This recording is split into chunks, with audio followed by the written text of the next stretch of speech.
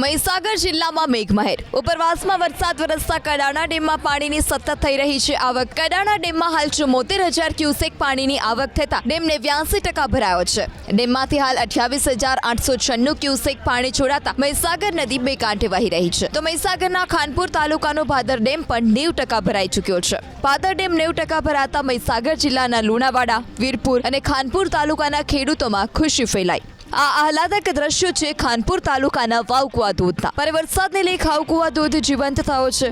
વરસાદી માહોલ વચ્ચે જંગલમાં વહેતી નદીઓમાં પૂર આવ્યું તો આસપાસની વનરાજી પણ ખીલી ઉઠી છે. કડાણા ડેમમાંથી પાણી છોડાતા મહીસાગર નદી બે કાંઠે વહેતી થઈ. દેગમડા તીર્થધામના મહંત અરવિંદ ગિરી અને શ્રદ્ધાળુઓએ નવા નીરના વધામણા કર્યા. મહીસાગર નદીનું વિધિવત રીતે પૂજન અર્ચન કરી નદીને સ્વચ્છ રાખવા અપીલ કરી. વરસાદી માહોલ વચ્ચે લુણાવાડાના પ્રગતિ મંદિર પાસે આવેલ મોબાઈલ ટાવર નમી ગયો. મોબાઈલ ટાવરને 2 ક્રેનથી ટેકો આપવામાં આવ્યો.